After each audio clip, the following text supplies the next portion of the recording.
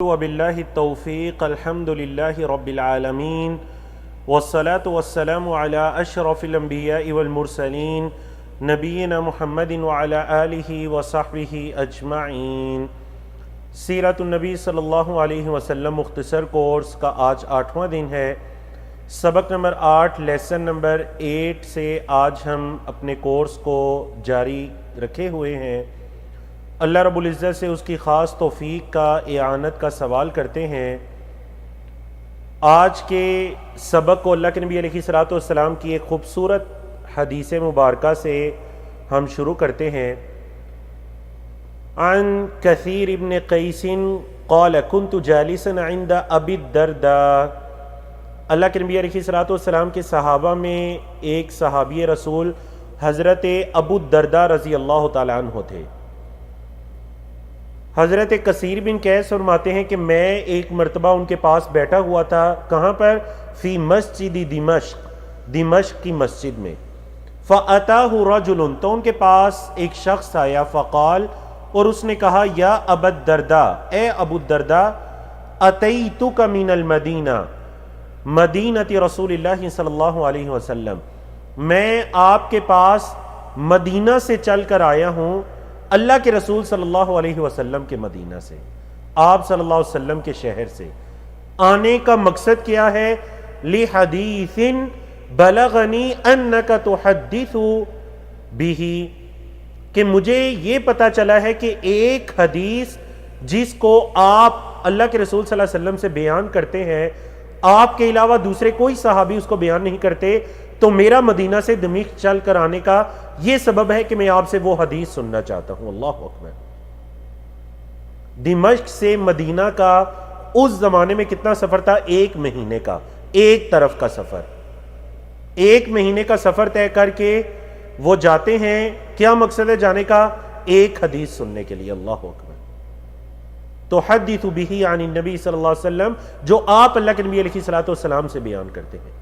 قال، ابو الدرداء کہتے ہیں، فما جاء بک تجارۃ، بتلائیے کہ کیا کوئی تجارت تو نہیں آپ کا لے کر آئی؟ کیا کسی تجارت کی وجہ سے آئے ہیں اور ساتھ حدیث بھی سننا چاہتے ہیں؟ قال، انہوں نے کہا، لا، نہیں۔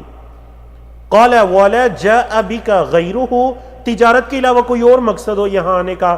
کہا نہیں، صرف اس حدیث کو سننے کے لیے آیا ہوں۔ قال، ابو الدرداء کہتے ہیں، فإنی سمعت رسول اللہ صلی اللہ علیہ وسلم یقول، میں نے اللہ کے رسول صلی اللہ علیہ وسلم کو سنا کہ آپ صلی اللہ علیہ وسلم فرما رہے تھے، یعنی وہ جو حدیث لینے آئے تھے وہ تو بعد میں بیان کی، لیکن پہلے انہیں ان کے اس عمل کہ صرف ایک حدیث کے علم کو حاصل کرنے کے لیے مدینہ سے دمشق کا سفر کرتے ہیں، اس عمل کی فضیلت بتلائی۔ فرمایا، اللہ کے رسول صلی اللہ علیہ وسلم کو میں نے سنا، فرما رہے تھے، من سلک طریقا، جو کسی ایسے راستے پر چلا، یلتمس فیہ علما، اور دوسری حدیث میں یہ بھی الفاظ ہیں، یبتغی فیہ علما، جس میں وہ علم کو تلاش کر رہا ہے، سہل اللہ لہ طریقا الی الجنہ، تو اللہ رب العزت اس کے لیے جنت کی طرف جانے کا راستہ آسان فرما دیتے ہیں۔ اللہ اکبر۔ جو کوئی کسی ایسے راستے پر چلا جس پر وہ علم کو حاصل کر رہا ہے، تو اللہ اس کے لیے جنت کی طرف جانے کے راستے کو آسان فرما دیتے ہیں۔ اللہ اکبر۔ اللہ کے نبی علیہ الصلوۃ والسلام کی بہت عظیم حدیث مبارکہ ہے۔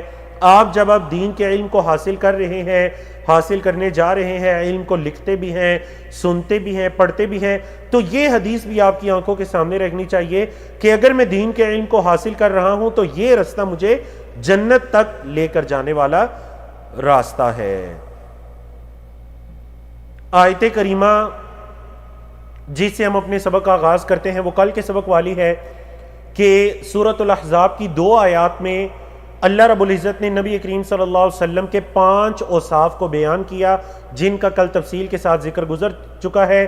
میں صرف ان 5 اوصاف کو بیان کرتا ہوں۔ کن اوصاف کو بیان کیا؟ یا ایھا النبی انا ارسلناک شاہدا ومبشرا ونذیرا وداعیا الی اللہ باذنہ وسراجا منیرا۔ یہ 5 اللہ کے نبی علیہ الصلوۃ والسلام کے اوصاف سورۃ الاحزاب کی ان 2 آیات میں بیان کیے گئے ہیں۔ تو آج کے لیسن میں سبق نمبر 8 میں ہم کیا پڑھنے جا رہے ہیں؟ ہم سبق نمبر 7 جو کل ہم نے پڑھا اس کی دہرائی کریں گے. سبق نمبر 8 کے 10 موضوعات ہم پڑھیں گے انشاءاللہ، اور سیرت سے متعلق آج کا نقطہ تعلیم ہے جو کہ آپ کو اشارہ کیا گیا تھا کہ اللہ کے رسول صلی اللہ علیہ وسلم کی ایک خوبصورت دعا ہے، حضرت عائشہ رضی اللہ تعالیٰ عنہ کی فضیلت ہے. ہم انشاءاللہ وہ حدیث مبارکہ پڑھیں گے. جی تو آتے ہیں سبق نمبر 7 کی دہرائی کی طرف. کل کا جو ہم نے لیسن پڑھا اس میں ہم نے 10 موضوعات کو بیان کیا تھا. سب سے پہلا موضوع جو ہم نے بیان کیا وہ واقعہ اسراء و معراج. اسراء و معراج کا جو 2 سفر تھے ان کے بارے میں تفصیلاً بیان کیا گیا. دوسرا موضوع جو بیان کیا وہ ہجرت مدینہ کا آغاز اور ابتدائی مہاجرین. تیسرا موضوع بیان کیا گیا مشرکین مکہ کی حالت، تشویش، قریش کا اجتماع اور نبی کریم صلی اللہ علیہ وسلم کے قتل پر اتفاق. چوتھا موضوع بیان کیا گیا نبی کریم صلی اللہ علیہ وسلم کی ہجرت اور رفیق سفر کا انتخاب. پانچواں موضوع بیان کیا گیا سفر میں آپ صلی اللہ علیہ وسلم کی بہترین حکمت عملی. چھٹا موضوع بیان کیا گیا قریش کا پیچھا اور انعام مقرر.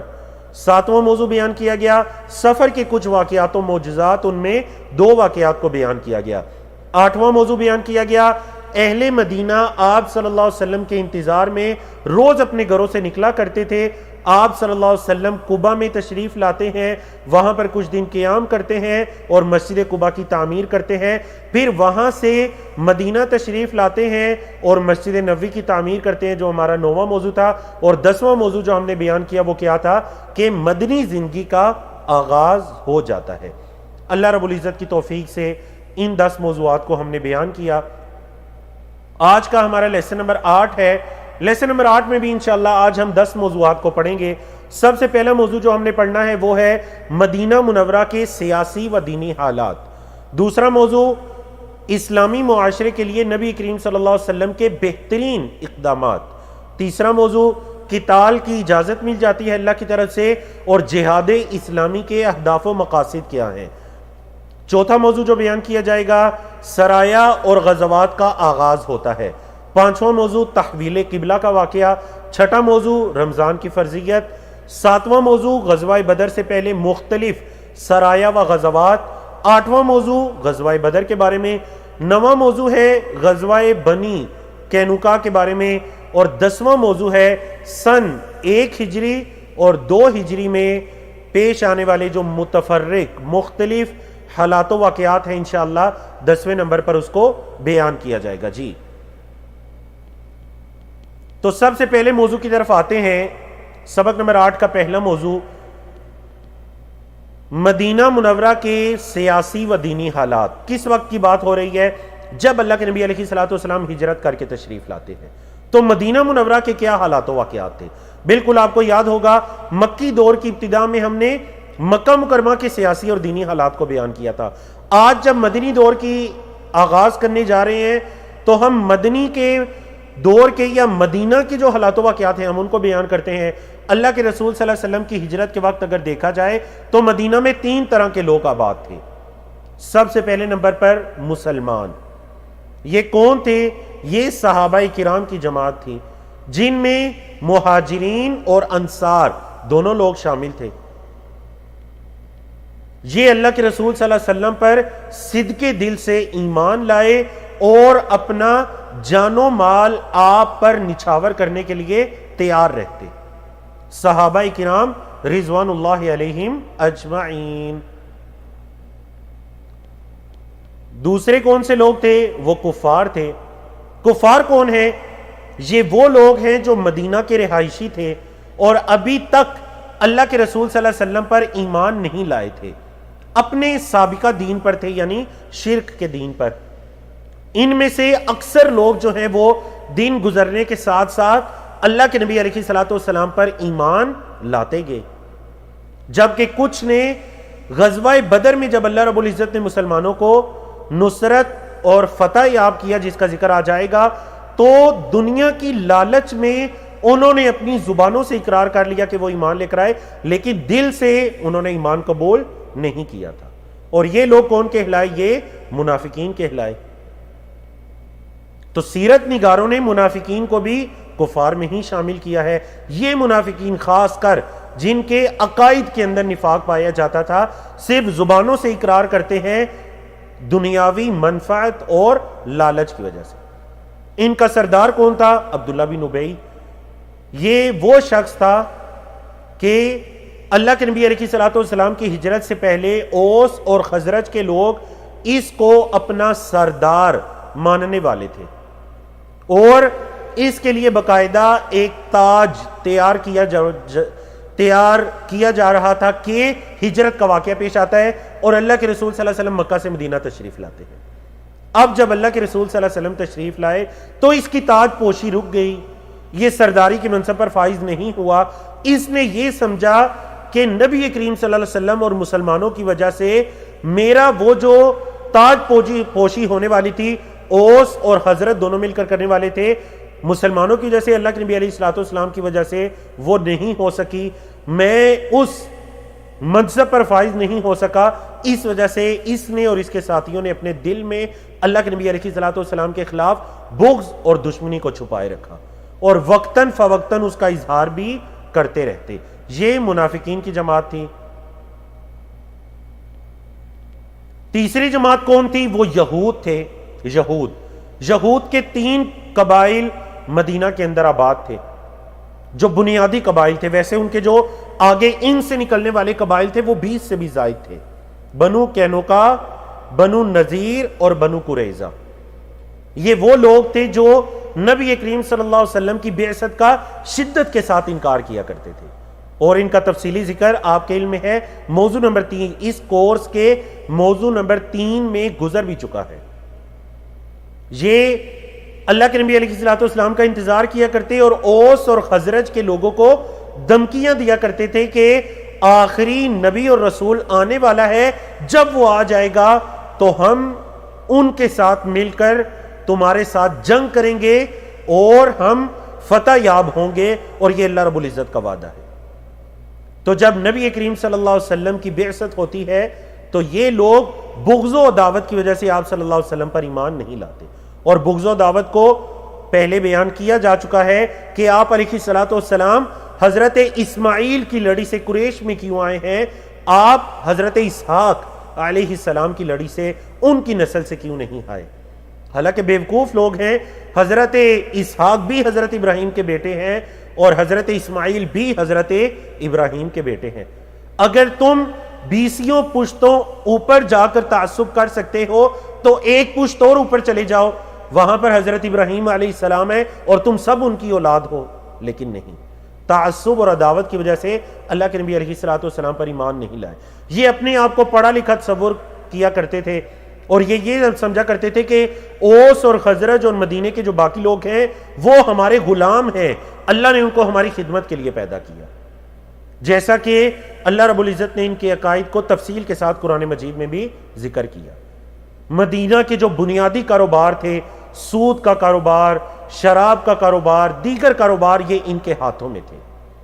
یہ اوس اور خزرج کو آپس میں لڑایا کرتے تھے اور پھر ان کی جنگوں سے فائدہ اٹھایا کرتے تھے، یہ ان کا کام تھا۔ پہلے موضوع کو مکمل کرنے کے بعد آج کے دوسرے موضوع کی طرف آتے ہیں، جو یہ ہے اسلامی معاشرے کے لیے نبی کریم صلی اللہ علیہ وسلم کے بہترین اقدامات کون سے تھے؟ بہترین اقدامات، اللہ اکبر، جس سے آپ صلی اللہ علیہ وسلم کی ہمیں مدبرانہ جو سوچ ہے اور قائدانہ سوچ، اس کے بارے میں پتہ چلتا ہے۔ اللہ کے نبی علیہ الصلوۃ والسلام جب مدینہ منورہ آتے ہیں، سب سے پہلے جو اللہ کے نبی علیہ الصلوۃ والسلام نے کام کیے وہ 3 کام تھے۔ سب سے پہلا کام کیا؟ مسجد نبوی کی تعمیر کی۔ کیا وجہ تھی مسجد نبوی کی تعمیر؟ اگر آپ اس کے بیک گراؤنڈ میں جائیں تو نبی کریم صلی اللہ علیہ وسلم حقوق اللہ رب العزت کے حقوق کو ادا کرنے کے لیے، نمازوں کو باجماعت ادا کرنے کے لیے اللہ کے نبی علیہ الصلوۃ والسلام سب سے پہلے جس چیز کو ضروری جانا وہ ایک مسجد کا ہونا تھا۔ قباء میں تھے تو وہاں بھی سب سے پہلے مسجد، مدینہ منورہ آئے تو وہاں بھی سب سے پہلے مسجد کی تعمیر، یہ پہلا کام۔ دوسرا کام کیا ہوا؟ حقوق العباد، اللہ کے بندوں کے حقوق، مہاجرین اور انصار کا آپس میں بھائی چارہ قائم کر دیا گیا، اور اس کے تفصیلی واقعات آپ سیرت کی کتابوں میں دیکھ سکتے ہیں. اللہ اکبر. یہ جو بھائی چارہ قائم ہوا، اگر آپ سیرت کے ان واقعات کو پڑھیں تو اندازہ ہوتا ہے کہ یقین جانے یہ بھائی چارہ سکے بھائیوں سے بھی زیادہ مضبوط بھائی چارہ تھا، جس کی بنیاد ایمان اور تقوی تھی اور اللہ کے نبی علیہ الصلوۃ والسلام کی اطاعت تھی. تیسرا کیا بہترین اقدام کیا کہ یہود اور مدینہ میں ابائل جو دیگر قبائل تھے ان سے میثاق معاہدے کیے گئے تاکہ ان کی طرف سے بھی کسی نقصان کا اندیشہ نہ ہو. تو آپ دیکھ سکتے ہیں کتنے ضروری تینوں کام. اللہ اکبر. پہلے کام کا تعلق کس کے ساتھ ہے؟ اللہ کے حقوق، حقوق اللہ. مسجد اور مسلمانوں میں اجتماعیت کا سبب ہے مسجد. دوسرا کام کیا کیا گیا کہ انصار و مہاجرین کا آپس میں بھائی چارہ قائم کیا گیا، حقوق العباد. تیسرا کام مسلمانوں کی جان و مال کی حفاظت، بڑا ضروری کام ہے کسی بھی اسلامی معاشرے کے لیے. اللہ کے نبی علیہ الصلوۃ والسلام نے کیا کام کیا کہ کہیں یہود کی عداوت اور بغض کی وجہ سے مسلمانوں کو کوئی نقصان نہ پہنچے تو ان کے ساتھ معاہدے کیے گئے. اللہ اکبر. یہ 3 بہترین اقدامات کیے گئے. اس کے ساتھ ساتھ اللہ کے نبی علیہ الصلوۃ والسلام تجارت و معیشت کے اصول بھی مرتب کرتے ہیں. مہاجرین مکہ کے اندر رہنے والے یہ وہ لوگ تھے جو کہ یعنی پیدائشی طور پر یہ لوگ تاجر تھے، کیونکہ مکہ کے رہائشی تھے ان کا پیشہ تجارت کا پیشہ تھا. اب جب یہ لوگ مدینہ کے اندر آئے تو انہوں نے مدینہ کی منڈیوں کا رخ کیا. بعض ایسے مہاجرین صحابہ تھے جو مدینہ کے اندر آ کر مدنی صحابہ سے بھی زیادہ مال و دولت کے اندر ان سے بھی زیادہ بڑھ جاتے ہیں. کیوں؟ کیونکہ وہ تجارت والا ذہن تھا. اللہ اکبر. اگر آپ حدیث کی کتابیں دیکھیں تمام یا اکثر کتابوں کے اندر کتاب البیوع، کتب البیوع، جن کے لین دین کے معاملات، تجارت کے معاملات، یہ بہترین اصول ہیں جو کسی اسلامی معاشرے کی بنیاد ہیں. صحابہ کرام کی بہترین اخلاقی اور ایمانی تربیت اللہ کے نبی علیہ الصلوۃ والسلام سے کی گئی، کیونکہ یہاں پر ایک اسلامک اسٹیٹ، اسلامی ریاست مدینہ کی بنیادوں کو مضبوط کیا جا رہا ہے. اللہ کے حقوق کو ادا کر کے، مساجد کی تعمیر کر کے، حقوق العباد کو ادا کر کے، اللہ کے بندوں کے حقوق کو ادا کر کے، اور اس ریاست کے جو رہائشی تھے ان کی جان و مال کی حفاظت کے لیے دوسروں سے معاہدے کر کے اللہ کے نبی علیہ الصلوۃ والسلام نے بہترین اقدامات کیے. اللہ اکبر. آگے بڑھتے ہیں. آج کا ہمارا تیسرا موضوع کیا ہے؟ اللہ رب العزت کی طرف سے قتال کی اجازت مل جاتی ہے. جہاد اسلامی کے دیکھتے ہیں اہداف و مقاصد کیا ہوتے ہیں. سورۃ الحج کی آیت نمبر 39، آیت نمبر 39 نازل ہوتی ہے. اذن للذین یقاتلون بانہم ظلموا وان اللہ علی نصرہم لقدیر. جن لوگوں سے قتال کیا گیا، لڑائی کی گئی، ان کو اللہ کی طرف سے اجازت دے دی گئی ہے کس کی؟ جہاد کی. وجہ کیا ہے؟ بِأَنَّهُمْ ظُلِمُوا، کیونکہ ان پر ظلم کیا گیا ہے. سبب یہ ہے کہ ان پر ظلم کیا گیا ہے اور اللہ رب العزت ان کی نصرت، ان کی مدد پر قدرت رکھتا ہے. تو مدنی دور کے آغاز میں ہی جہاد کو مشروع قرار دے دیا گیا. جہاد اسلامی کی مختلف حکمتیں اور مختلف اہداف و مقاصد ہوتے ہیں. سب سے پہلا مقصد کیا جو آیت کریمہ بیان کی گئی کہ دشمن کی طرف سے پہنچنے والی تکلیفوں سے مسلمان محفوظ ہو جائیں. بِأَنَّهُمْ ظُلِمُوا، کیونکہ ان پر ظلم کیا گیا، اس ظلم سے بچنے کی وجہ سے جہاد کو مشروع کیا جا رہا ہے. دوسرا مقصد کیا ہے؟ فتنے کے خاتمے کے لیے، دین اسلام کے غلبے کے لیے. اور سب سے بڑا فتنہ کیا ہے؟ کہ اللہ کی زمین پر اللہ کے ساتھ بغاوت کی جائے.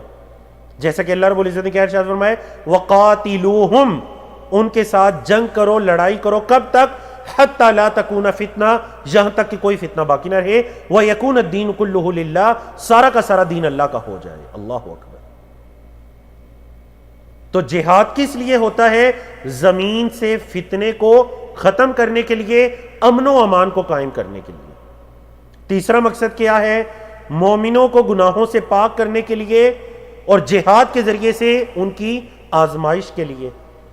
ام حسبتم ان تدخلوا الجنت ولما يعلم الله الذين جاهدوا منكم ويعلم الصابرين. کیا تم یہ گمان کر بیٹھے ہو کہ تم جنت میں داخل ہو جاؤ گے حالانکہ اللہ رب العزت نے ابھی تم میں سے ان لوگوں کو جانا نہیں، یعنی وہ لوگ ابھی تک ظاہر نہیں ہوئے جو جہاد کرنے والے ہیں اور صبر کرنے والے ہیں. اللہ اکبر. اللہ کے تو علم میں ہے کون جہاد کرنے والے ہیں، صبر کرنے والے ہیں، لیکن کیا مراد ہے کہ ابھی تک پتہ نہیں چلا. جب جہاد شروع ہوا تو تب جا کر پتہ چلا کہ کون ہے سچے ایمان والے اور کون ہے جن کے دلوں میں نفاق ہے. تو یہ اللہ رب العزت کی ایک آزمائش ہے. مومنوں کو آزمانا ہے، ان کو گناہوں سے پاک کرنا ہے. جہاد کا لفظی مطلب کیا ہے؟ جد و جہد کرنا، کوشش کرنا. اللہ کے رسول صلی اللہ علیہ وسلم کی پوری زندگی ہی شرک و کفر کے مد مقابل جہاد میں گزری. البتہ سب سے افضل جہاد کیا ہے؟ اپنی جان و مال کے ساتھ اللہ کی راہ میں نکلنا. کس مقصد کے لیے نکلنا؟ اعلاء کلمت اللہ کے لیے، تاکہ اللہ رب العزت کا کلمہ بلند ہو جائے، اللہ کا دین غالب آ جائے. نبی کریم صلی اللہ علیہ وسلم نے اسی لیے تو فرمایا تھا من قاتل لتکون کلمت اللہ ہی العلیٰ فہو فی سبیل اللہ. جس نے اس وجہ سے قتال کیا کہ اللہ کی بات بلند ہو، اللہ کا دین بلند ہو، یہ ہے جو اللہ کے راستے میں ہے. تو یہ کیا موضوع ہے جی؟ اللہ رب العزت کی طرف سے قتال کی اجازت مل جاتی ہے ہجرت کے دوسرے سال میں، اور جہاد اسلامی کے کیا اہداف و مقاصد ہوتے ہیں. آج کے چوتھے موضوع کی طرف آتے ہیں جو ہے سرایا و غزوات کا آغاز ہو جاتا ہے. بہت ضروری باتیں جو کہ اس سلائیڈ کے اندر خلاصتاً آپ کے ساتھ شیئر کی جانے والی ہیں. سب سے پہلے یہ کہ غزوہ اور سریہ کی کیا تعریف ہے. غزوہ کی کیا تعریف ہے، سریہ کی کیا تعریف ہے. غزوہ کی جمع آتی ہے غزوات، سریہ کی جمع آتی ہے سرایا. اس وجہ سے عنوان میں کیا لکھا گیا؟ سرایا و غزوات. غزوہ بعض علماء کے نزدیک غزوہ اس جنگ کو کہتے ہیں جس میں اللہ کے نبی علیہ الصلوۃ والسلام بذات خود شریک ہوں. بعض علماء نے اس سے ہٹ کر بھی تعریفیں کی. مطلق جنگ کو کہتے ہیں، ضروری نہیں کہ اللہ کے نبی علیہ الصلوۃ والسلام شریک ہوں. بہرحال اس کی تفصیلی جو اس پر تحقیقات ہیں اس کو دیکھا جا سکتا ہے. دوسری چیز کیا ہے؟ سریہ.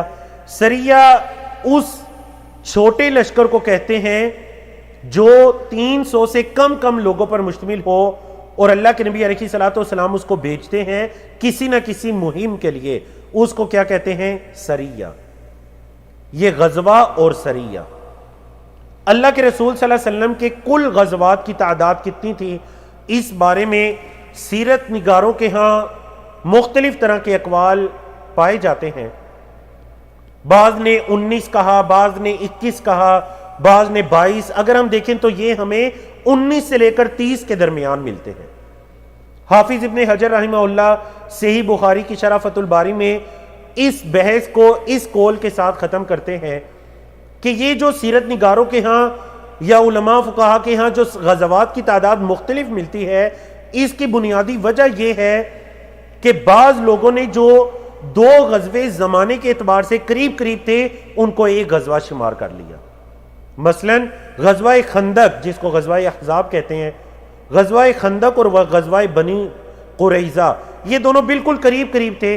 پہلے غزوہ خندق ہوتا ہے، اس سے واپسی پر اللہ کے نبی علیہ الصلوۃ والسلام بنو قریظہ کی طرف جاتے ہیں. اب یہ دونوں جب بالکل قریب تھے تو انہوں نے اس کو ایک شمار کر لیا.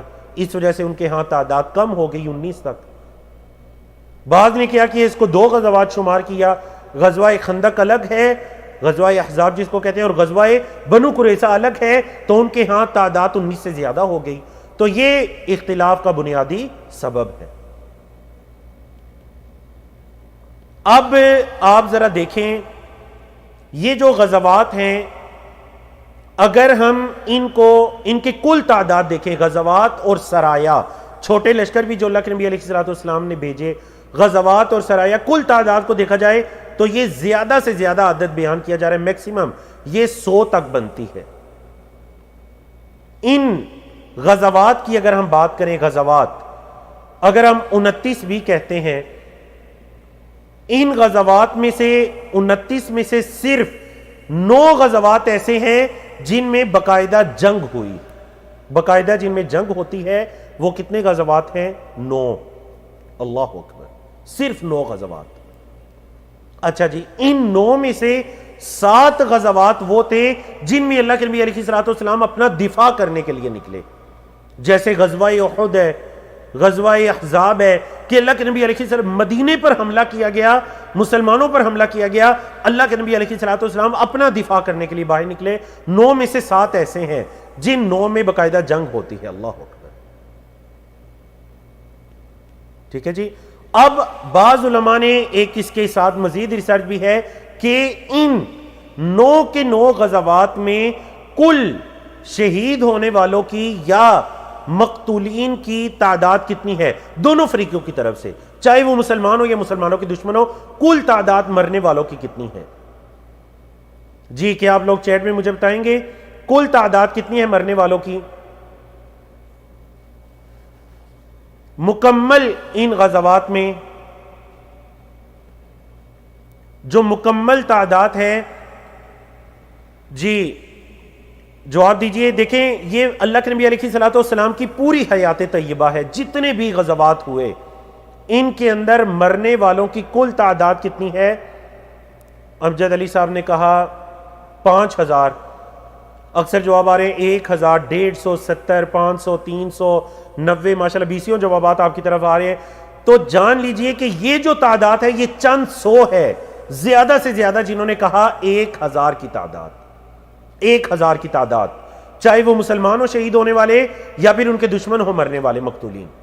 1000 کی تعداد پورے غزوات کے اندر. اچھا ان 1000 میں سے بھی 600 بنو قریظہ کے وہ یہودی تھے جن کو ان کے عہد کے توڑنے کی وجہ سے قتل کیا گیا. 600 تو وہ بنو قریظہ میں نکل گئے. تو پیچھے کتنی تعداد بچ گئی؟ 400. صرف 400 کی تعداد. اللہ اکبر.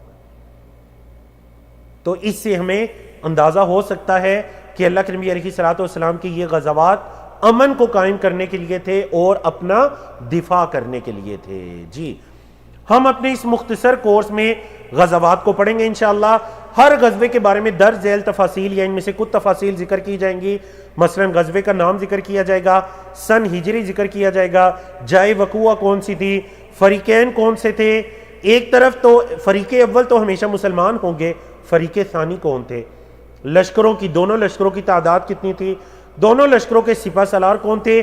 ایک لشکر کے سپہ سالار تو نبی کریم صلی اللہ علیہ وسلم ہوں گے، دوسرے لشکر کے سپہ سالار کون تھے، اسباب کیا تھے اس غزوہ کے، اور قرآن و حدیث میں اس غزوے کا ذکر کہاں کہاں آیا ہے، کن کن صورتوں میں، شہداء یا مقتولین کی تعداد کتنی ہے، اور اس غزوے کے نتائج کتنے ہوئے، نتائج کیا نکلتے ہیں. لیکن ہم اس غزوے کی تفصیل میں نہیں جائیں گے کیونکہ آپ یقین جانیے صرف اگر ایک غزوے کی تفصیل کے اندر چلے جائیں تو شاید ہمارا پورا گھنٹہ ایک غزوے کی تفصیل کے اندر گزر جائے گا.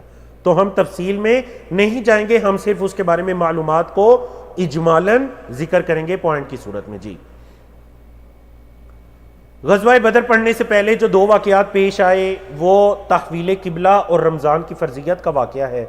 تحویل قبلہ، قبلے کو تبدیل کر دیا گیا. دیکھیں اللہ کے نبی علیہ الصلوۃ والسلام جب مکہ مکرمہ میں تھے وہاں بھی نماز ادا کرتے، آپ صلی اللہ علیہ وسلم بیت المقدس کا رخ کیا کرتے تھے، لیکن کیسے رخ کیا کرتے تھے کہ بیچ میں کعبۃ اللہ، بیت اللہ بھی آ جاتا تھا.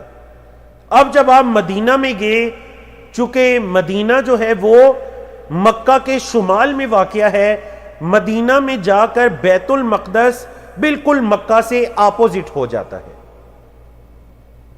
اگر مدینہ سے جنوب کی طرف رخ کیا جاتا ہے تو یہ مکہ مکرمہ ہے، اگر مدینہ سے شمال کی طرف رخ کیا جاتا ہے تو یہ بیت المقدس ہے. شمال جنوب بالکل دونوں جہتیں اپوزٹ آ گئی، متضاد آ گئی. اب اللہ کے نبی علیہ الصلوۃ والسلام کی دلی خواہش یہ تھی کہ مسلمانوں کا قبلہ بیت المقدس سے بیت اللہ کر دیا جائے. اللہ رب العزت نے اسی بارے میں ارشاد فرمایا قد نرى تقلب وجهك في السماء فلنولينك قبلة ترضاها، ہم دیکھ رہے ہیں آپ کے چہرے کو آسمانوں کی طرف اٹھتا ہوا. فلنولينك قبلة ترضاها، ان قریب ہم آپ کو اس قبلے کی طرف پھیر دیں گے جس کو آپ پسند کرتے ہیں، اور وہ کیا تھی؟ وہ مسجد حرام بیت اللہ تھی۔ فَوَلِّ وَجْهَكَ شَطْرَ الْمَسْجِدِ الْحَرَامِ وَحَيْثُ مَا كُنْتُمْ فَوَلُّوا وُجُوهَكُمْ شَطْرَهُ۔ یہ آیت نمبر 144 ہے، اس کے بعد والی آیات بھی پڑھیں تو قبلے کی جو فرضیت ہے ان آیات کے اندر نازل ہو جاتی ہے۔ اَيْنَمَا كُنْتُمْ فَوَلُّوا وُجُوهَكُمْ شَطْرَهُ، تم جہاں کہیں بھی ہو اپنے چہرے کو بیت اللہ کی طرف پھیر لو۔ اللہ اکبر۔ یہ کب کا واقعہ ہے؟ ہجرت کا دوسرا سال ہے اور رجب کا مہینہ ہے۔ ہجرت کا دوسرا سال اور رجب کا مہینہ ہے۔ قبلہ بیت المقدس سے بیت اللہ کی طرف منتقل کیا جاتا ہے۔ یہود کو یہ بات بڑی ناپسند گزری۔ اب دیکھیں یہود جو تھے ان کا جو قبلہ تھا وہ کیا تھا؟ یہود کا قبلہ وہ بیت المقدس تھا۔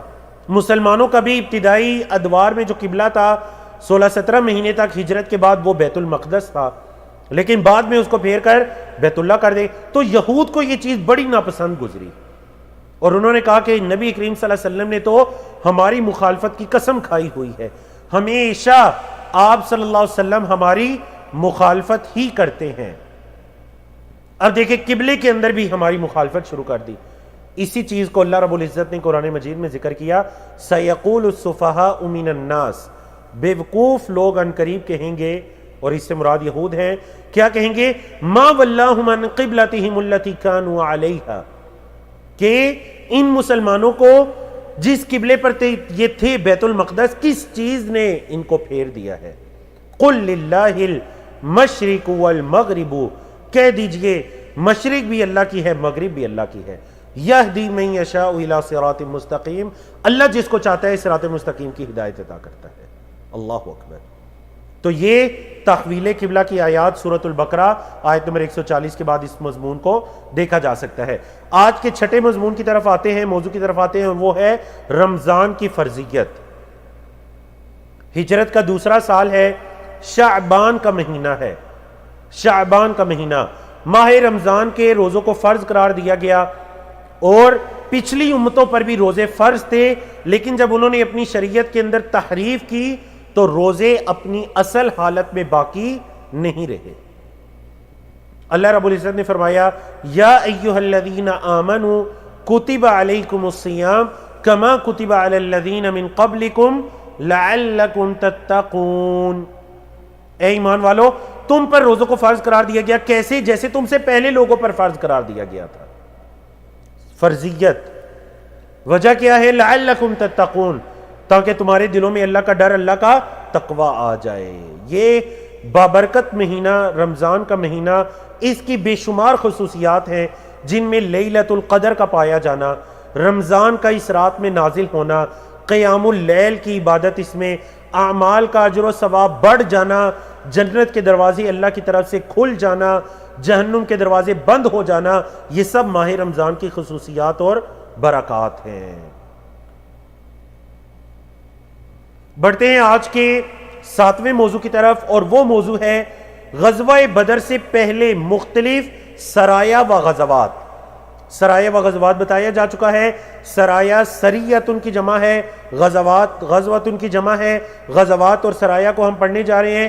غزوہ بدر سے پہلے کون سے سرایا اللہ کے نبی علیہ الصلوۃ والسلام نے روانہ فرمائے، یا پھر کن غزوات میں اللہ کے نبی علیہ الصلوۃ والسلام نے بذات خود شرکت کی؟ سریہ اگر ہم دیکھیں، اللہ کے نبی علیہ الصلوۃ والسلام نے ایک لشکر بھیجا، حضرت حمزہ بن عبد المطلب، آپ صلی اللہ علیہ وسلم کے چچا ہیں، حضرت حمزہ رضی اللہ تعالیٰ عنہ کی قیادت میں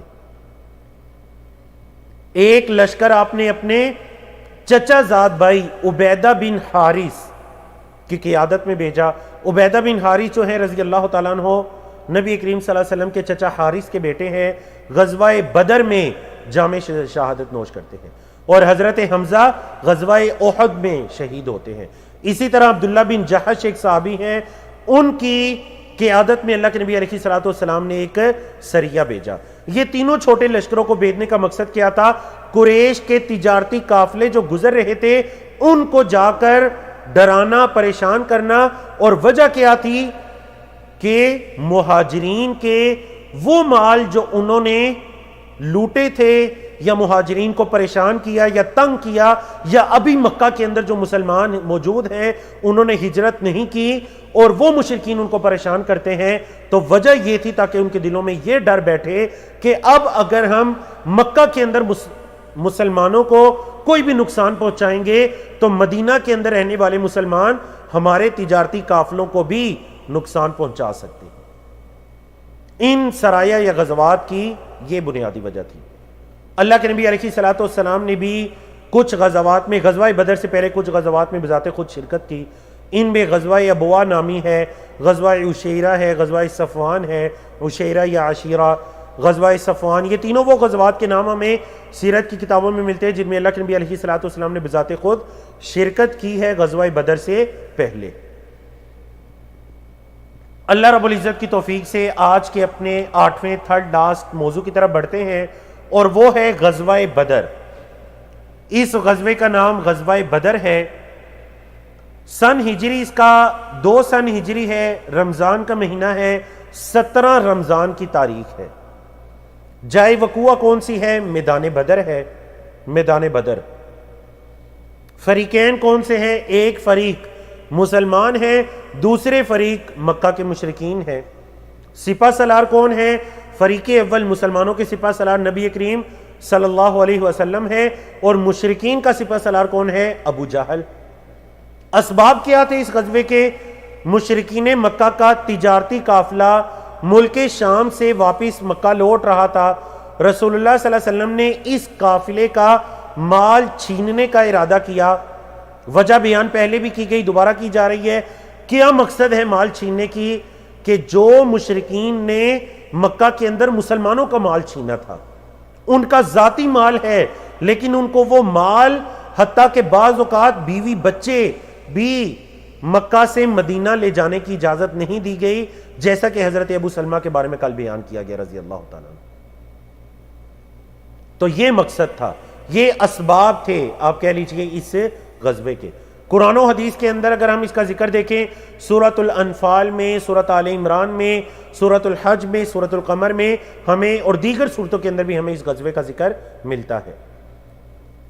سورۃ الانفال کی آیت نمبر 9 اللہ رب العزت نے فرمایا اذ تستغیثون ربکم فاستجاب لکم انی ممدکم بألف من الملائکۃ مردفین، جب تم اپنے رب کو پکار رہے تھے، اس سے دعائیں کر رہے تھے، فاستجاب لکم، تمہارے رب نے تمہاری دعاؤں کو قبول کیا۔ کیا قبولیت تھی؟ کہ اللہ کی مدد آ گئی۔ کیا مدد؟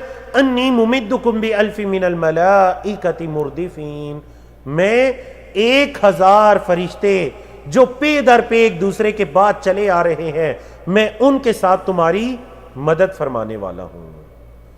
تو یہ سورۃ الانفال کی آیت کریمہ۔ دوسری آیت بھی سورۃ الانفال کی، اذ یغشیکم النعاس امنۃ منہ، اللہ اکبر، وینزل علیکم من السماء ماء لیطہرکم بہ ویذہب عنکم رجس الشیطان وَلِيَرْبِطَ عَلَىٰ قُلُوبِكُمْ وَيُثَبِّتَ بِهِ الْأَقْدَامِ۔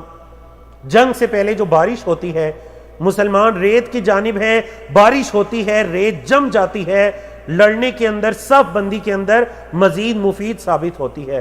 وَيُثَبِّتَ بِهِ الْأَقْدَامِ، اللہ اکبر، سستی، کاہلی، ہر طرح کی چیزیں دور ہو جاتی ہیں۔ مسلمان عزم و ہمت کے ساتھ غزوے کے لیے نکلتے ہیں۔ اس غزوے میں شہداء یا مقتولین کی تعداد کتنی تھی؟ شہداء مسلمانوں کی طرف سے جو شہید ہوئے ان کی تعداد 14 تھی، اور مقتولین کی تعداد کتنی تھی؟ 70 تعداد تھی۔ دونوں گروہوں کی تعداد کتنی تھی؟ مسلمانوں کی تعداد 313، 316، 317 تک کے اقوال ہیں۔ مشرکین کی تعداد کتنی تھی؟ 1000 کی تعداد میں مشرکین نکلتے ہیں۔ نتائج کیا نکلتے ہیں اس غزوے کے؟ اللہ تعالیٰ نے مسلمانوں کو فتح نصیب فرمائی اور مشرکین کو شکست فاش ہوئی۔ مشرکین مکہ کے 70 بڑے بڑے سردار قتل کر دیے جاتے ہیں، اور ان کے 70 لوگ ہی قیدی بنا لیے جاتے ہیں۔ اللہ تعالیٰ نے مشرکین کو ذلیل و رسوا کر دیا۔ پورے جزیرہ عرب کے اندر مسلمانوں کا ایک روب اور دبدبہ بیٹھ جاتا ہے کہ مسلمان یہ تو بڑی عزم و ہمت والے ہیں، بڑی قوت والے ہیں، 313 بھی ہوں اور بغیر اسلحے کے ہوں، بغیر آلات حرب کے ہوں، 1000 کے لشکر کو شکست دے دیتے ہیں، اور ایسی شکست دیتے ہیں کہ ان کے سارے بڑے سردار بدر کے اس کنویں کے اندر اوندے منہ پڑے ہوئے ہوتے ہیں۔ اور میں نے پہلے بھی چیز کو بیان کیا تھا کہ خصوصی طور پر وہ 7 سردار جنہوں نے اللہ کے نبی علیہ الصلوۃ والسلام کو ایک مرتبہ بیت اللہ کے اندر تکلیف پہنچائی تھی اور آپ کے اوپر اونٹ کی اوجڑی لا کر رکھ دی تھی، اور پھر ہنسنا شروع ہو گئے، مذاق اڑانا شروع ہو گئے، اللہ کے نبی علیہ الصلوۃ والسلام نے ان کے ایک ایک کا نام لے کر بددعا فرمائی تھی، وہ 7 کے ساتھ بدر کے میدان میں اس کنویں کے اندر پڑے ہوئے ہیں، جیسے کہ حضرت عبداللہ بن مسعود رضی اللہ تعالیٰ عنہ کی حدیث مبارکہ کو بیان کیا گیا تھا۔ اللہ اکبر۔ تو یہ غزوہ بدر کے احوال و واقعات کو آپ کے سامنے بیان کیا گیا چند منٹوں کے اندر۔ تو انشاءاللہ آنے والے دنوں کے اندر جو باقی غزوات ہیں ان کے اندر بھی ہم اسی طرح اختصار کے ساتھ بیان کریں گے۔ باقی جو ہر غزوے کی تفاصیل ہیں وہ ماشاءاللہ آپ لوگ سنتے بھی ہیں اور آپ لوگوں نے کتابوں کے اندر پڑھی بھی ہیں اور آپ لوگ کتابوں کے اندر پڑھ بھی سکتے ہیں، لیکن چونکہ یہ سیرت النبی صلی اللہ علیہ وسلم مختصر کورس ہے تو انشاءاللہ اس کے اندر ہم ہر غزوے کے بارے میں 8 سے 10 ایسی معلومات انشاءاللہ اختصار کے ساتھ بیان کرنے کی کوشش کیا کریں گے۔ اللہ رب العزت ہمیں توفیق عطا کرے۔ آج کے سیکنڈ لاسٹ موضوع کی طرف بڑھتے ہیں۔ آج کا سیکنڈ لاسٹ موضوع ہے غزوہ بنی قینقاع۔ غزوہ بنی قینقاع یا بنو قینقاع، یا واو دونوں کے ساتھ پڑھ سکتے ہیں۔ اللہ کے رسول صلی اللہ علیہ وسلم یہود کے ساتھ بڑی شفقت کے ساتھ پیش آیا کرتے، کیونکہ آپ صلی اللہ علیہ وسلم حریص تھے کہ یہ یہود جانتے ہیں کہ آخری نبی اور رسول کی کیا نشانیاں ہیں، کس علاقے کے اندر اس کی بعثت ہوگی، پھر وہ ہجرت کرے گا کس علاقے کے اندر آئے گا۔ حتیٰ کہ ان کی کتابوں میں نبی کریم صلی اللہ علیہ وسلم کے جو قریبی ساتھی ہیں ان کی نشانیاں بھی ان یہود و نصارہ کی کتابوں کے اندر درج تھیں، لیکن ایمان کیوں نہیں لائے؟ بغض و دعوت اور حسد کی وجہ سے۔ غزوہ بدر سے واپسی پر اللہ کے رسول صلی اللہ علیہ وسلم نے جب غزوہ بدر سے واپس آئے تو بنو قینقاع کو ان کے بازار کے اندر جمع کیا، دین اسلام کی دعوت دی، اللہ کی عذاب سے ڈرایا، اور قریش کی مثال کو بیان کیا کہ بنو قینقاع اللہ پر ایمان لے آؤ ورنہ قریش کے انجام کو دیکھ لو جن کو اللہ رب العزت نے ذلیل و رسوا کر دیا ہے، کہیں تمہارا حال بھی ایسا نہ ہو، اللہ پر ایمان لے آؤ۔ اب جب اللہ کے نبی علیہ الصلوۃ والسلام ان پر حرص رکھتے ہوئے ان کو دین اسلام کی دعوت دیتے ہیں، بنو قینقاع کا جواب کیا تھا؟ انہوں نے کہا اے محمد صلی اللہ علیہ وسلم، آپ کا مقابلہ نہ تجربہ کار لوگوں سے ہوا ہے، مکہ کے یہ لوگ جنگ کرنے کو جانتے نہیں ہیں، جس دن ہمارے ساتھ مقابلہ ہوا آپ کو پتہ چل جائے گا۔ وہ آگے سے دھمکیاں دینا شروع ہو گئے۔ تو ان کی یہ جو دھمکی تھی کہ جس دن ہمارے ساتھ مقابلہ ہوا آپ کو پتہ چلے گا، یہ گویا کہ اس معاہدے کو توڑنا تھا جو اللہ کے نبی علیہ الصلوۃ والسلام نے مدینہ آ کر ان کے شر سے محفوظ رہنے کے لیے ان کے ساتھ معاہدے کیے تھے، یہ اس معاہدے کا توڑنا تھا۔ اللہ کے نبی علیہ الصلوۃ والسلام پھر انتظار کرتے ہیں، اس کے بعد بھی کئی ایک ایسے واقعات پیش آئے کہ بنو قینقاع کی طرف سے مختلف قسم کی شرارتیں کی گئیں۔ ایک مرتبہ ایک عربی عورت کو برا بلا کہا گیا اور ان کے بازار میں اس عورت کو تنگ کرنے کی کوشش کی گئی، حتیٰ کہ اس کے لباس کے ساتھ بھی چھیڑ چھاڑ کی گئی۔ پھر جب اس عورت کا بدلہ لینے کے لیے مسلمانوں نے ایک یہودی جس نے اس کے ساتھ برا کیا اس یہودی کو قتل کیا تو یہودیوں نے اٹھ کر مسلمان کو قتل کر دیا۔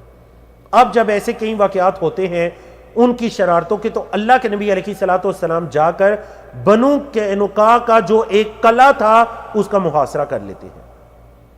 یہ یہودی مال و دولت بڑا لیکن بزدل اور ڈرپوک قوم، بزدل قوم اپنے آپ کو اس قلعے کے اندر بند کر لیتے ہیں، کہتے ہیں دیکھتے ہیں محمد صلی اللہ علیہ وسلم کتنے دن تک ہمارا محاصرہ کریں گے۔ نبی کریم صلی اللہ علیہ وسلم 15 دن تک اس محاصرے کو جاری رکھتے ہیں۔ اب جب بنو قینقاع کے لوگوں کو یہ پتا چلتا ہے کہ محمد صلی اللہ علیہ وسلم تو ہمیں چھوڑنے والے نہیں ہیں، محاصرہ ختم کرنے والے نہیں ہیں، کیونکہ ایسے ہوتا تھا کہ جب بھی ایک لشکر قلعے میں بند ہو جاتا تھا، دوسرا لشکر باہر انتظار کرتا تھا، کچھ دن تک انتظار کرنے کے بعد جب قلعے کو فتح نہ کیا جا سکے تو وہ لشکر واپس پلٹ جاتا تھا۔ انہوں نے یہ سمجھا کہ شاید مسلمان کچھ دن تک محاصرہ کریں گے اور واپس پلٹ جائیں گے، لیکن ان کا پالا کس سے پڑا؟ اللہ کے نبی علیہ الصلوۃ والسلام اور صحابہ کرام کی بہادر شجاع جماعت کے ساتھ، جو واپس پلٹنے والے، پیٹے دکھانے والے نہیں تھے۔ اللہ کے نبی علیہ الصلوۃ والسلام کی عزم و ہمت کو دیکھا کہ یہ تو بڑے پختہ عزم لے کر آئے ہیں، انہوں نے کیا کیا؟ اپنے ہتھیار ڈال دیے۔ اللہ کے نبی علیہ الصلوۃ والسلام نے فیصلہ کیا صحابہ سے مشاورت کے بعد کہ ان کو جلا وطن کر دیا جائے، مدینہ سے نکلنے کا حکم دے دیا جائے، اور ان کے مال و دولت وہ یہیں چھوڑیں گے اور وہ مسلمانوں کے لیے مال غنیمت کہلائے گا۔ مال غنیمت جو مسلمانوں کو جنگ میں کفار کا مال، فتح کی صورت میں جو جنگ کی حالت میں کفار کا مال مسلمانوں کو حاصل ہوتا ہے، کفار کا وہ مال مسلمانوں کے لیے مال غنیمت کہلاتا ہے۔ اب یہ کیا کہلایا؟ غزوہ بنو قینقاع، 3 قبائل آباد تھے، یہ پہلا غزوہ بنو قینقاع۔ کل کے لیسن میں انشاءاللہ بنو قریظہ اور بنو نذیر ان دونوں غزوات کی تفصیل بھی آئیں گی۔ بہرحال آپ کو اچھی طرح یہ پتہ چل جانا چاہیے کہ اس غزوے کا سبب کیا چیز بنی۔ سبب بھی یہود کی اپنی شرارتیں بنی، کوئی اور چیز نہیں۔ یہود کی اپنی شرارتیں اور ان کا اس معاہدے کو توڑنا اور اللہ کے نبی علیہ الصلوۃ والسلام کی دعوت کے مقابلے میں ان کو دھمکی دینا۔ بارک اللہ فیکم۔ اللہ کی توفیق سے ہم نے 9 موضوعات کو مکمل کیا۔ بڑھتے ہیں آج کے آخری 10ویں موضوع کی طرف، اور وہ 10واں موضوع کیا ہے؟ سن 1 اور 2 ہجری میں ہونے والے متفرق حالات و واقعات۔ آج کے لیسن میں ہمارا جو 8واں دن ہے، 8واں لیسن ہے آج کورس کا، اس میں ہجرت کے ابتدائی 2 سالوں کو، 1 ہجری اور 2 ہجری، یہ جو ہجرت کے ابتدائی 2 سال ہیں، آج کے لیسن میں ہم نے ان دونوں کو ڈسکس کرنا ہے تفصیل سے۔ کل پھر انشاءاللہ 3 اور 4 ہجری کے بارے میں پڑھیں گے۔ اسی طرح اگلے ہفتے ہجرت کے 2 سالوں کو کر کے ہم اپنے اس کورس کو انشاءاللہ پایۂ تکمیل تک پہنچائیں گے۔ مختلف واقعات 1 اور 2 ہجری میں جو پیش آئے، ان کو ہم نے جو رئیسی عناوین تھے، باقاعدہ بڑے عناوین تھے، ان 9 عناوین میں ذکر نہیں کیا، بلکہ ہم نے ایک 10واں عنوان قائم کیا جس میں ہم ان 10 واقعات کو ذکر کریں گے جو کہ ہجرت کے پہلے 2 سالوں کے اندر پیش آئے۔ ایک واقعہ جو پیش آیا وہ یہ کہ جب صحابہ کرام مکہ سے مدینہ ہجرت کر کے آئے تو مدینہ کے اندر بخار کی ایک وبا پھیلتی تھی جس کو حمى یثرب کہا جاتا تھا، یثرب کا بخار۔ اب جب صحابہ کرام آئے تو اللہ کے نبی علیہ الصلوۃ والسلام کے صحابہ میں کئی ایک صحابہ بیمار ہو جاتے ہیں۔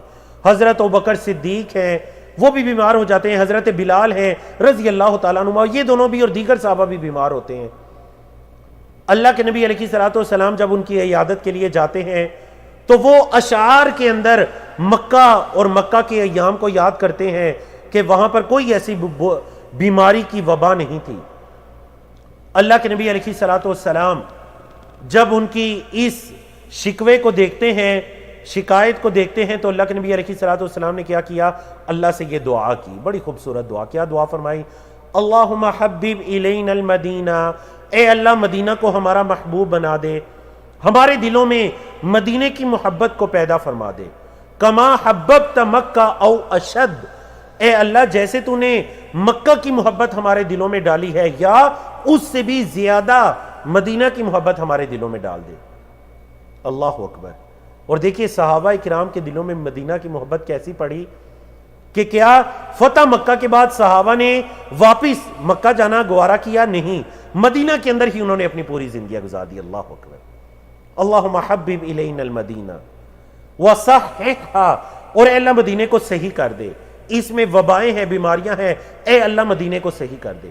وبارک لنا فی ساعھا ومدھا، اور اے اللہ مدینے کے یہ جو پیمانے ہیں، ساع اور مد کا پیمانہ، اے اللہ ان میں برکت عطا کر دے۔ بالکل ہمارے ہاں جیسے لیٹر کا ایک پیمانہ ہے، اس طرح نبی کریم صلی اللہ علیہ وسلم کے زمانے میں جو مختلف پیمانے تھے ان میں ساع اور مد کا ایک پیمانہ تھا۔ مد آپ کی 2 ہتھیلیوں کے اندر جتنا راشن اناج یا پانی آتا ہے اس کو مد کہتے ہیں، 1 مد۔ پھر اگر یہ 5 مد بنے تو 1 سا بنتا ہے، وہ تھوڑا بڑا پیمانہ تھا۔ تو نبی کریم صلی اللہ علیہ وسلم نے فرمایا اے اللہ یہاں کی جو پیمانے ہے سا اور مد، اس کے اندر برکت عطا کر دے۔ اللہ اکبر۔ اور دعا کیا کی وَحَوِّلْهُمْ مَاهَا إِلَى الْجُحْفَةِ، مدینہ سے باہر جوحفہ نامی جگہ، اے اللہ مدینے کے بخار کو وہاں پر منتقل کر دے، وہاں پر تحویل کر دے۔ تو اللہ رب العزت نے نبی کریم صلی اللہ علیہ وسلم کی اس دعا کو شرف قبولیت سے نوازا، صحابہ کے دلوں میں مدینہ کی محبت بھی پیدا ہو گئی، مدینے کا بخار بھی کبھی نہیں رہا، ٹھیک ہے جی۔ اور اس بخار کا مزید ذکر آئے گا انشاءاللہ ہمارے اگلے ہفتے کے کورس میں، جب ہم صلح حدیبیہ کے بعد جو عمرہ قضا کا ذکر آئے گا اس میں انشاءاللہ دوبارہ اسی بخار کا ذکر آئے گا، تو آپ اس کے انتظار میں رہیں۔ دوسرا جو موضوع ہم بیان کرتے ہیں یہاں پر موضوع نمبر 10 میں، وہ یہ ہے کہ ہجرت کے پہلے سال شوال کے مہینے میں حضرت عائشہ رضی اللہ تعالیٰ عنہ کی رخصتی ہوتی ہے۔ آپ کے علم میں ہے نکاح جو ہے وہ مکہ کے اندر ہو چکا تھا، رخصتی کہاں پر ہوتی ہے؟ مدینہ کے اندر آ کر۔ تب حضرت عائشہ رضی اللہ تعالیٰ عنہ کی عمر صحیح بخاری کی روایت کے مطابق کتنی تھی؟ 9 سال کی عمر، اور آپ بلوغت کو پہنچ چکی تھی۔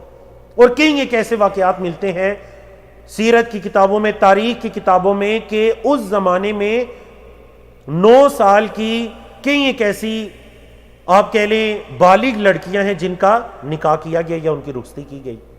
اللہ اکبر۔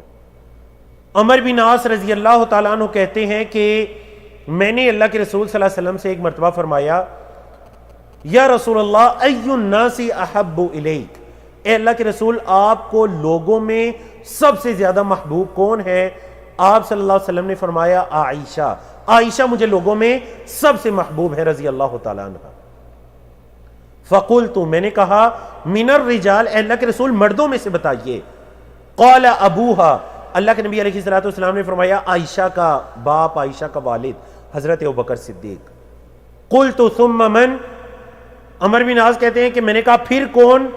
تو آپ صلی اللہ علیہ وسلم نے فرمایا پھر عمر بن خطاب، اور پھر اسی طرح وہ پوچھتے گئے، اور اللہ کے نبی علیہ الصلوۃ والسلام نے مختلف اشخاص کے نام لیے، صحیح بخاری کی حدیث۔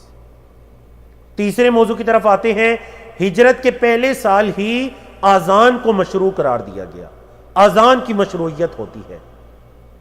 حضرت عبداللہ بن زید رضی اللہ تعالیٰ عنہ کو خواب میں دکھائی جاتی ہے، اللہ کے نبی علیہ الصلوۃ والسلام سے جب بیان کرتے ہیں تو آپ صلی اللہ علیہ وسلم نے فرمایا کہ انہا لرؤیا حق، یہ تو بالکل سچا خواب ہے، یہ تو حق خواب ہے۔ اور اس کے بعد آذان شروع ہو جاتی ہے، آذان جو کہ اسلامی شعائر میں سے ہے۔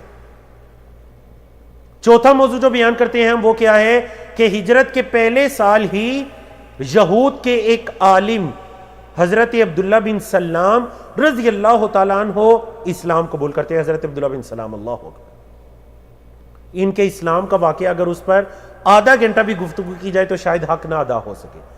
پڑھے لکھے تھے، آخری نبی اور رسول کی نشانیاں اپنی کتابوں میں پڑھ چکے تھے، کہنے لگے ذرا جا کر دیکھو تو صحیح کہ کون ہے جو آخری نبی اور رسول ہیں۔ اللہ اکبر، کون ہے؟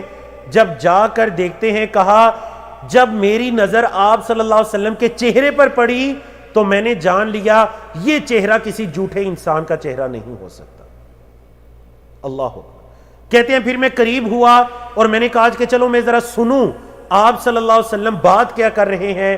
کہنے لگے جب قریب ہوا تو آپ صلی اللہ علیہ وسلم فرما رہے تھے یا ایھا الناس افشوا السلام واطعموا الطعام وصلوا الارحام وصلوا باللیل والناس نیام تدخلوا الجنۃ بسلام، اے لوگو سلامتی کو عام کرو، افشوا السلام کھانا کھلاؤ، واطعموا الطعام وصلوا الارحام رشتوں کو ملاؤ، وصلوا باللیل والناس نیام جب لوگ سوئے ہوئے ہوں راتوں کو اٹھ کر نماز پڑھا کرو، تدخلوا الجنۃ بسلام سلامتی کے ساتھ اللہ کی جنتوں میں داخل ہو جاؤ گے۔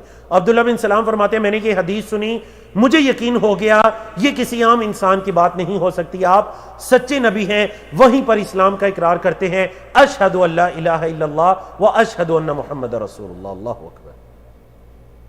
پانچواں موضوع، حضرت عثمان رضی اللہ تعالیٰ عنہ بئر روما خرید کر اللہ کی راہ میں وقف کرتے ہیں، اور انشاءاللہ اس پر تفصیلی گفتگو میں نہیں کرتا کیونکہ کل کا جو آپ کا سبق نمبر 9 ہے اس کا نقطہ تعلیم ہمارے اسی موضوع سے متعلق ہے۔ تو جی اس سے پہلے کہ میں اگلے 5 موضوعات کی طرف بڑھوں اور آج کی اس کلاس کو مکمل کروں تو ہم کوئز کی طرف بڑھتے ہیں۔ جی آج کا پہلا کوئز جو آپ کے سامنے سکرین پر لانچ ہو چکا ہے، سرایا اور غزوات کی کل تعداد کتنی ہے؟ سرایا اور غزوات کی کل تعداد کتنی ہے؟ میں نے جو زیادہ سے زیادہ ہم نے اپنے اس کورس کے اندر بیان کی، دیکھیں سرایا اور غزوات دونوں کی تعداد پوچھی جا رہی ہے۔ بارک اللہ فیکم، ماشاءاللہ 1 منٹ کا ٹائم ہے آپ کے پاس جس میں سے 30 سیکنڈ باقی ہیں۔ الحمدللہ 250 سے ابو لوگوں کی طرف سے درست جوابات ہمیں موصول ہو چکے ہیں۔ آپ نے پولنگ ونڈو کے اندر جواب دینا ہے، درست آپشن پر کلک کریں گے تو آپ کا جوابات ہم تک پہنچ جائے گا۔ ماشاءاللہ 450 کے قریب لوگوں کی طرف سے جوابات ہمیں موصول ہو چکے ہیں، لیکن ابھی بھی دکھائی دے رہا ہے کہ 150 کے قریب ایسی آئی ڈیز ایسے لوگ موجود ہیں جن کی طرف سے جواب موصول نہیں ہوئے۔ لازماً پولنگ کے اندر حصہ لیجئے۔ بارک اللہ فیکم۔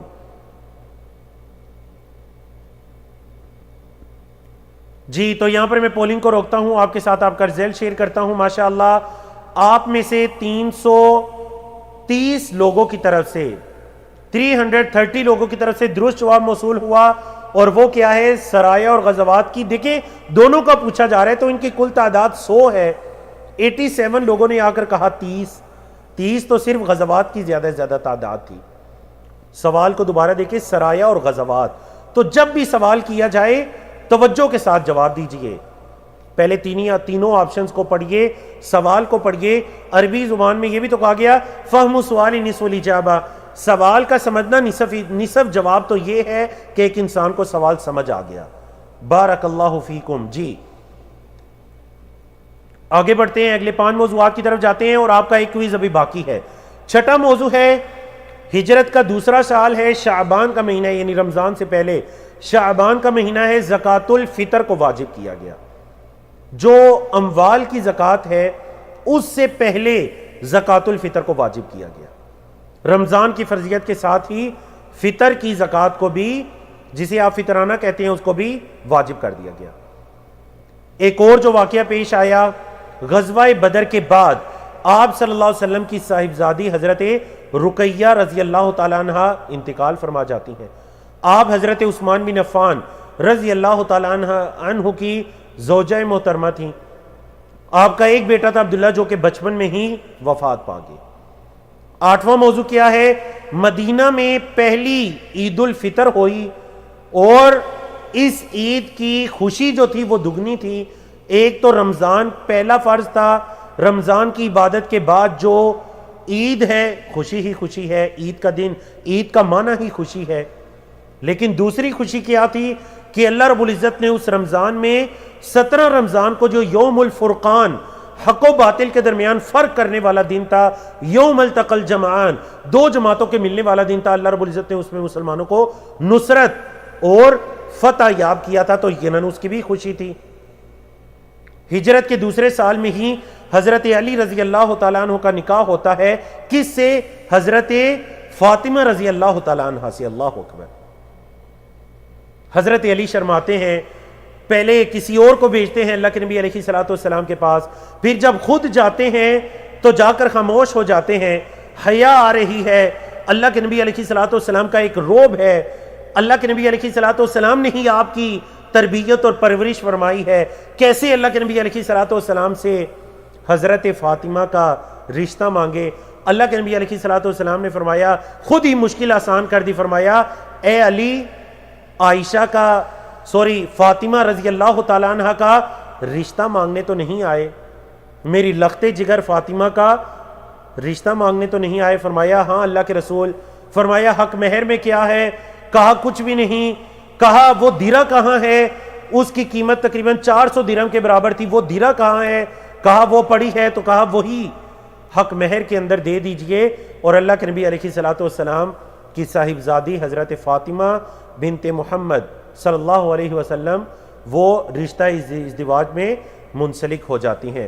حذیفہ بن یمان کی ایک حدیث، اللہ کے نبی علیہ الصلوۃ والسلام نے فرمایا کہ اللہ اکبر، فرمایا ان ھذا ملک، یہ ایک فرشتہ، لم ينزل للارض قط، یہ فرشتہ اس سے پہلے زمین کی طرف کبھی بھی نہیں آیا، پہلی مرتبہ زمین پر نازل ہوا ہے۔ هذه الليلة اس رات استأذن ربه ان يسلم علیہ، اس فرشتے نے اللہ سے اجازت لی ہے کہ وہ مجھے سلام کرے، محمد صلی اللہ علیہ وسلم کو، وَيُبَشِّرَنِي، اور مجھے خوشخبری دے، بِأَنَّ فَاطِمَةَ سَيِّدَةُ نِسَاءِ أَهْلِ الْجَنَّةِ، کیا خوشخبری دے کہ حضرت فاطمہ جنتی عورتوں کی سردار ہیں، اللہ اکبر، رضی اللہ تعالیٰ عنہ وارضا، وَأَنَّ الْحَسَنَ وَالْحُسَيْنَ سَيِّدَا شُبَابِ أَهْلِ الْجَنَّةِ، حضرت حسن اور حضرت حسین رضی اللہ تعالیٰ عنہما اہل جنت کے نوجوانوں کے سردار ہیں، اللہ اکبر۔ یہ حضرت فاطمہ رضی اللہ تعالیٰ عنہ اور حضرت حسن حضرت حسین رضی اللہ تعالیٰ عنہما کی فضیلت کی بہترین حدیث ہے، جس کو امام ترمذی رحمہ اللہ نے اپنی کتاب میں ذکر کیا ہے۔ آج کا 10واں اور آخری موضوع کیا ہے کہ ہجرت کے دوسرے سال میں پہلی عید الاضحیٰ منائی گئی۔ اللہ کے نبی علیہ الصلوۃ والسلام نے اپنے مبارک ہاتھوں سے 2 مینڈے ذبح کیے تھے۔ بارک اللہ فیکم، اللہ رب العزت کی توفیق سے ہم نے آج کے 10 موضوعات کو الحمدللہ مکمل کیا۔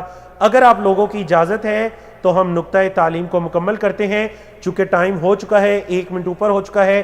اگر آپ اجازت دیتے ہیں تو ہم نقطہ تعلیم کی طرف جاتے ہیں، ورنہ ہم اپنے لیکچر کو کلوز کر دیتے ہیں۔ بارک اللہ فیکم۔ جی تو چلیں، ہم آنے والے 2 سے 3 منٹوں کے اندر ہم ایک خوبصورت حدیث کو پڑھ کر، حضرت عائشہ رضی اللہ تعالیٰ عنہ کی فضیلت کو پڑھ کر ہم آج کے اس لیکچر کو مکمل کرتے ہیں۔ اللہ اکبر۔ آپ کو ورک شیٹ کی صورت میں پہلے آپ کے ساتھ شیئر بھی کی گئی تھی۔ حضرت عائشہ رضی اللہ تعالیٰ عنہ فرماتی ہیں، لما رأیت من النبی صلی اللہ علیہ وسلم طیب النفس، ایک مرتبہ میں نے اللہ کے نبی علیہ الصلوۃ والسلام کا بڑا عمدہ یعنی اچھا موڈ، اچھا اخلاق دیکھا، طیب النفس، کہ اللہ کے نبی علیہ الصلوۃ والسلام بڑے خوشگوار موڈ کے اندر اور اخلاق میں ہیں۔ آپ صلی اللہ علیہ وسلم تو ہمیشہ اچھے اخلاق میں ہوتے، لیکن یہ زوج اور زوجہ کا ایک معاملہ ہے۔ قلت، تو میں نے کہا، یا رسول اللہ، اے اللہ کے رسول صلی اللہ علیہ وسلم، ادعو اللہ علی، اللہ اکبر۔ طیب النفس، اللہ کے نبی علیہ الصلوۃ والسلام کی طیب النفس کو دیکھ کر حضرت عائشہ نے کیا فرمائش کی؟ اے اللہ کے رسول صلی اللہ علیہ وسلم، میرے سے دعا کیجئے۔ دیکھیے، یہ بہترین اسوہ حسنہ ہماری عورتوں کے لیے بہترین اسوہ حسنہ کون ہے؟ حضرت عائشہ رضی اللہ تعالیٰ عنہ۔ جب اللہ کے نبی علیہ الصلوۃ والسلام سے خوشگوار موڈ میں دیکھا تو کیا کہا، کیا مطالبہ کیا؟ کیا دنیا کی کوئی چیز مانگی؟ کیا کوئی فرمائش، کوئی چیز، کوئی مطالبہ؟ کیا کہا؟ اللہ کے رسول میرے لیے دعا کیجئے، ادعو اللہ علی، اے اللہ کے رسول میرے لیے دعا کیجئے۔ قال، اللہ کے رسول صلی اللہ علیہ وسلم نے فرمایا، اللہم اغفر لی عائشہ، اے اللہ عائشہ کو بخش دے، ما تقدم من ذنبها وما تاخر، اے اللہ عائشہ کے اگلے پچھلے گناہوں کو معاف فرما دے، وما اسرت وما اعلنت، اے اللہ پوشیدہ اور اعلانیہ تمام گناہوں کو تو معاف فرما دے، اللہ اکبر۔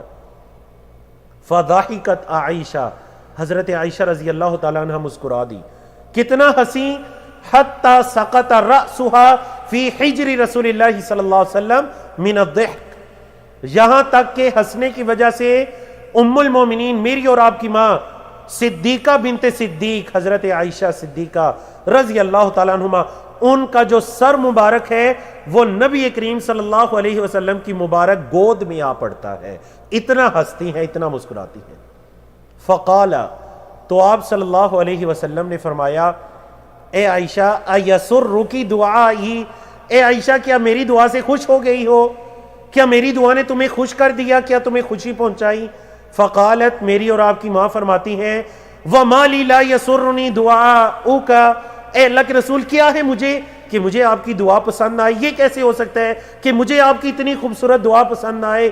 اللہم اغفر لی عائشہ ما تقدم من ذنبها وما تاخر وما اسرت وما اعلن، کیسے ہو سکتا ہے کہ مجھے یہ دعا پسند آئے؟ فقال، آپ صلی اللہ علیہ وسلم نے فرمایا، جو مجھ اور آپ گناہگاروں کے لیے عظیم خوشخبری ہے۔ اللہ کے نبی علیہ الصلوۃ والسلام نے فرمایا واللہ، اللہ کی قسم، انہا لدعوتی، بے شک یہ میری دعا ہے، یہی دعا، یہ میری دعا ہے لی امتی، میری امت کے لیے، فی کل صلاۃ، ہر نماز میں میری امت کے لیے میری یہی دعا ہے۔ اللہ اکبر! کیا دعا ہے؟